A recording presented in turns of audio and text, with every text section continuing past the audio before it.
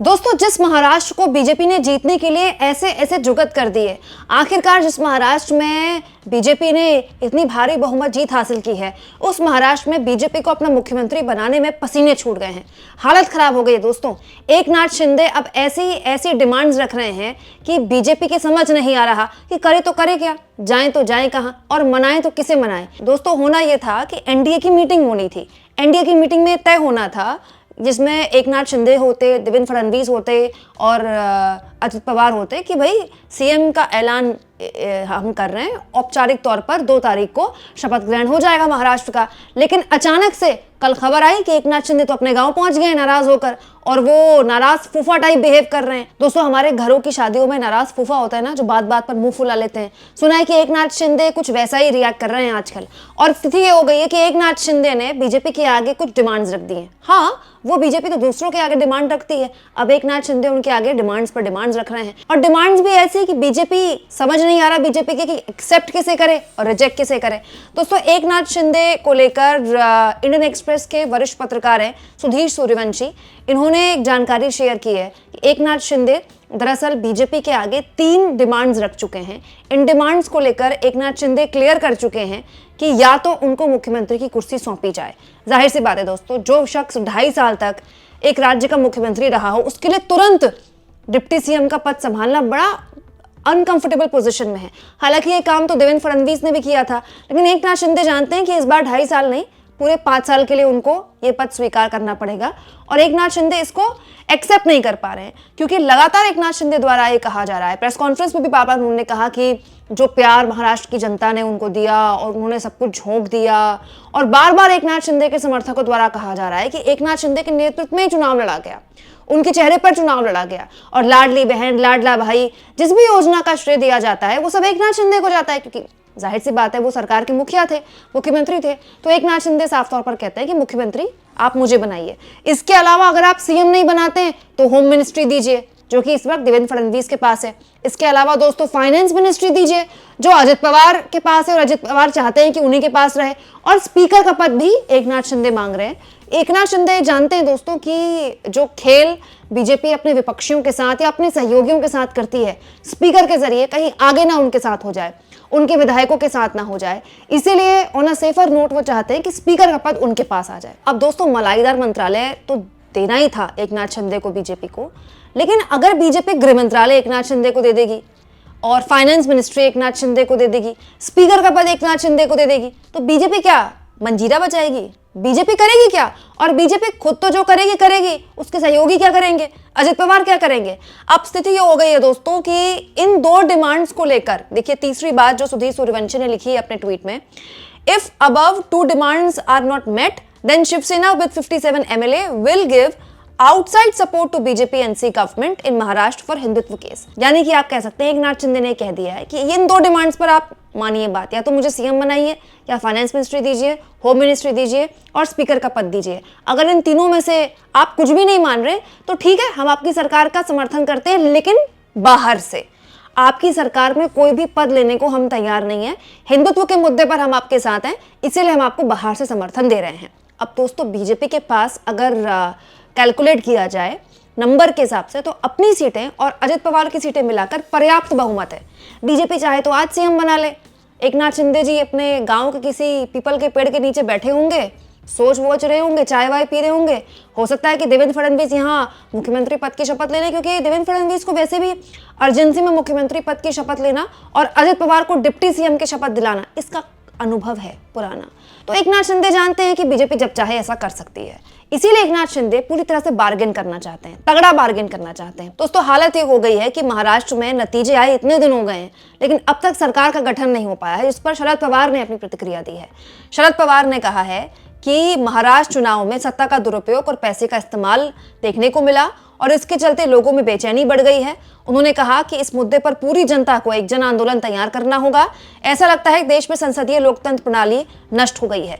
इसके अलावा जिस तरह से सरकार गठन में देरी हो रही है, इसको लेकर भी शरद पवार ने कहा कि ये जनादेश का अपमान है। अगर आप ये मानते हैं कि जनादेश आपके समर्थन में था तो इतना वक्त क्यों लग रहा है?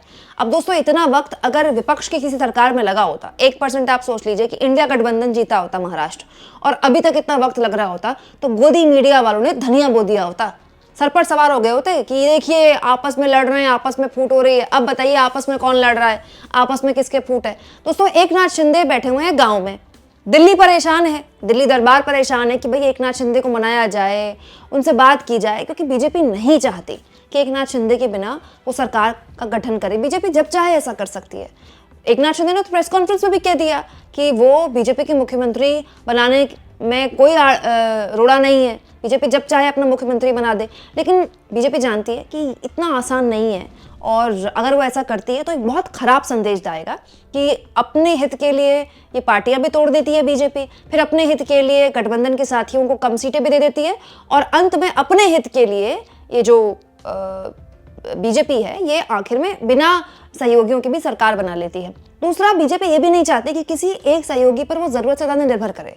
अगर एकनाथ शिंदे बाहर से समर्थन देंगे और सरकार का हिस्सा नहीं बनेंगे, कोई मंत्रालय नहीं लेंगे, तो एक तरह से बीजेपी पूरी तरह से निर्भर हो जाएगी किस पर? अजित पवार पर, जो कि बीजेपी नहीं चाहती।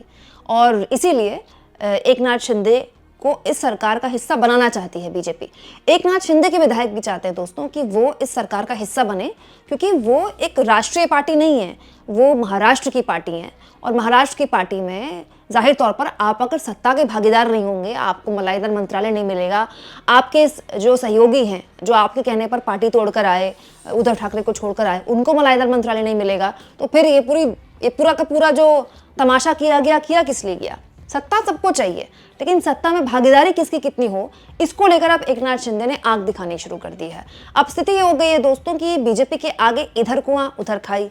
एकनाथ शिंदे की इतनी डिमांड्स मान ली तो अजित पवार उधर अपनी डिमांड लिए बैठे हुए हैं, और दोनों की डिमांड्स मान ली तो अपने विधायकों को क्या मुंह दिखाएगी बीजेपी? अपने विधायकों को भी तो मंत्रालय बांटने हैं। जाहिर सी बात है दोस्तों, बीजेपी के आगे चुनौतियां लंबी हैं, और ये जो टकराव है अगले 5 साल इस सरकार में देखने को मिलेगा। हो सकता है कि एकनाथ शिंदे सरकार का हिस्सा रहते हुए एक तरह से विपक्ष की भूमिका में रहे, जो एक वक्त में देवेंद्र फडणवीस की सरकार में उद्धव ठाकरे रहते थे, तमाम तरह की आलोचना करते थे अपनी ही सरकार की। तो जाहिर सी बात है ऐसी स्थितियां आने वाले वक्त में लंबी देखने को मिलेंगी। लेकिन ये तो बात सच है कि इतना वक्त अगर सरकार गठन में लग रहा है तो ये लोग सरकार चलाएंगे कैसे?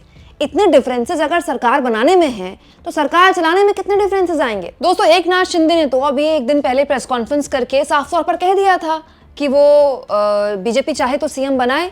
तो मैं तो चाहती हूँ कि अमित शाह फैसला क्यों नहीं ले रहे हैं? बीजेपी के इतने बड़े चाणक्य हैं, वो फैसला ले लें कि भाई एकनाथ शिंदे मानते हैं तो ठीक, नहीं तो हम बिना एकनाथ शिंदे के सरकार बनाने को तैयार हैं।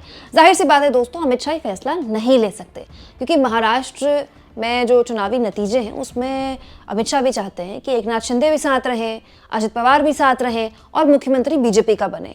अब देवेंद्र फडणवीस के आगे भी चुनौतियां बहुत ज़्यादा हैं। देवेंद्र फडणवीस को आने वाले वक्त में एक ऐसी सरकार का मुखिया बनना है जिसमें उसके 2 सहयोगी लगातार उसको आंखें दिखाएंगे। आपको क्या लगता है, एकनाथ शिंदे के लिए आसान है सीएम के बाद डिप्टी सीएम बनना? और डिप्टी सीएम बन के क्या वो शांति से बैठ जाएंगे, सुकून से आराम से सरकार चलने देंगे? अभी बहुत सी दिक्कतें इस सरकार के दौरान, चलाने के दौरान भी आएंगी, और वो सब आप और मैं एनकाउंटर करेंगे।